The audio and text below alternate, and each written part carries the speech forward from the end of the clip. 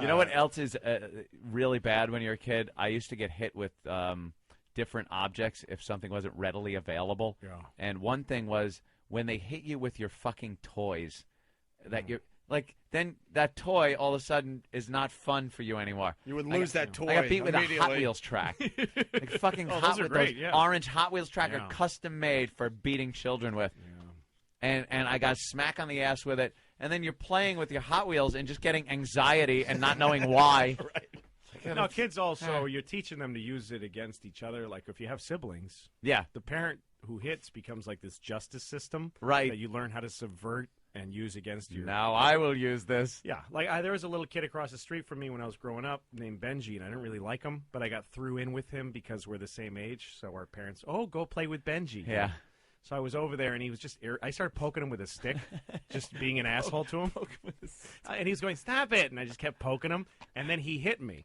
And his father saw it throughout the window. And his father came running out and beat the shit, just spanked the living shit out of him. Wow. And I was thrilled at that cause and effect. Just watching that, yeah. The next day I went over, started poking him, and he's trying to resist because he doesn't want to get hit, and I just kept bothering him. Oh, is that and then he hit me, and the father came out and beat him up again, and I was like, this is awesome. This is so good. And that's what I was taught by spanking. Yeah, see? And he was taught, and it was unfair to him. And now Benji's in a bathhouse right now, probably voluntarily being tied up and fucked in the mouth.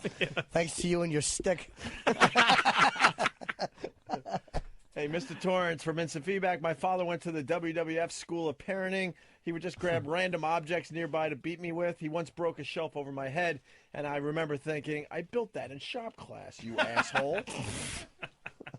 The things that go through your head. Right. I was blaming things on animals and stuff. Like I used to take things apart. I would love just disassembling stuff, but I was a kid, so I never knew how to put it back together. You could just take things apart. And my parents had a nice clock, and I just wanted to know how it worked. So you never think you're going to take the whole goddamn thing apart. Of course you took it apart. You just want to kind of look at the insides, and then something goes boing, and it's just over. gone, and it was apart. So I laid it out on the floor, and I took the dog. We had a dog, and I took his paws, put him up on the table that the clock was on, and scraped with his nails into the table. Like I'm setting up the perfect crime here, and left it like that.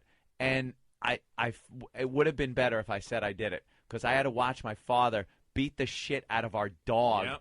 This poor animal's going, burr, burr, and I'm like, oh my God, I just fucking condemned that dog, that innocent dog, to this beating that he's getting. No, but that's the thing. That's what beating your kids, because a kid can't face a beating. Right. It's too awful for a kid. That's what I was doing. I couldn't take the beating. So that's what you turn kids into liars. And I am a liar my whole life. I'm a dishonest person because I couldn't face negativity. Wow, I couldn't face making a mistake. This is like therapy. Yeah. I'm getting a therapy session. True. But that's what, if you hit your kid, people, he never did that again. Yeah, he did. He just got good at hiding it. You fucking faggot. You know what would be really funny is after you did that with the clock, if your dad fucked the dog in front of you, and that was the punishment for the dog, and it died. He fucked it to death. How do you know that isn't just the part I left out, Jimmy?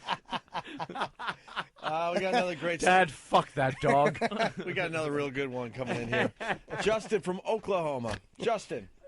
Hey, what's going on, guys? Hey, Justin. Hey, listen, whenever I used to go stay with my dad in the summertime, so I hated going because my stepmom used to beat the shit out of me, but I always had a hard time going to sleep because I was always homesick from my mom. And he would tell me that the little black boys would come around and come in my room and beat me up if I did not go to sleep at the time I was supposed to go to sleep. Oh, my God. How much pressure is that? Yeah, I remember that one, too. Did it ever happen? What's funny now is my girlfriend is black. Let's go. And your favorite movie is Ghost. My favorite movie is Ghost. Did that ever happen? Did any black boys come in your room and beat Not you that up? I ever knew. I fucking went to sleep. Sure. We, me and my brother, used to talk. We had bunk beds. We shared a room, so we would talk. And we lived in a real small shithole apartment where our bedroom was right off the living room. So my father and mother would just be miserable on opposite sides of the couch, watching like Ronan Martin's Laughing, and Trying to get a laugh in their lives.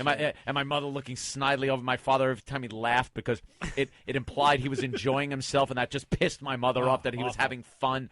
Just the hatred between the two of them. Totally. And me and my brother would sit there and just like we would be in on bunk beds in the bedroom, but they could hear us, and we'd just whispering to each other anything like, "Jay, did you see the commercial for the new Hot Wheels and stuff? It's so cool. We want to get inside."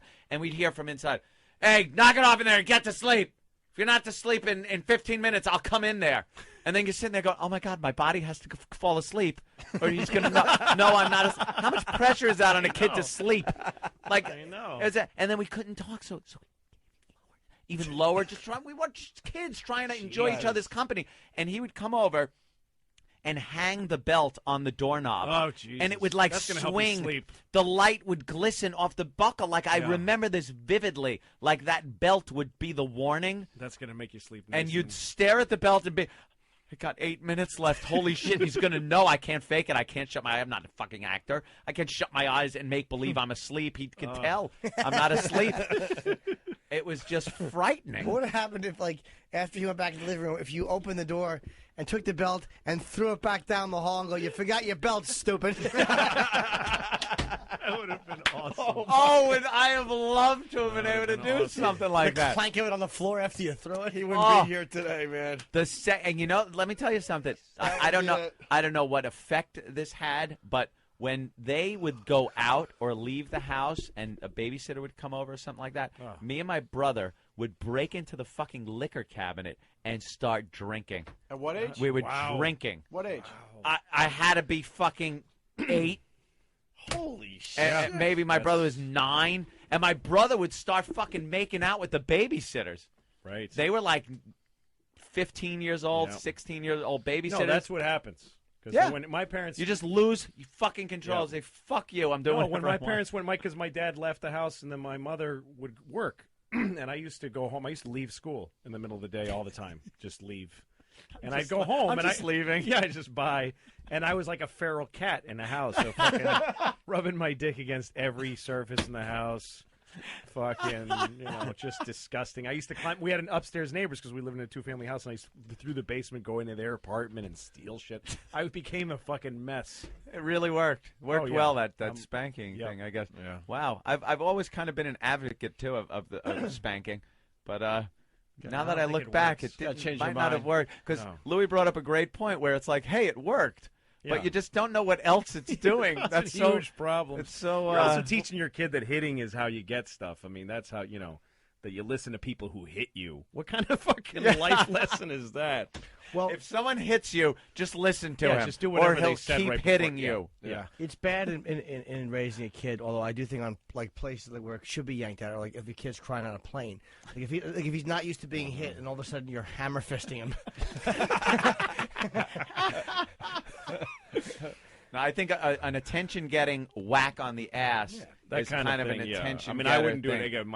I can't imagine. Fucking the kids are so tiny. It's just bizarre to me. Pick them up by the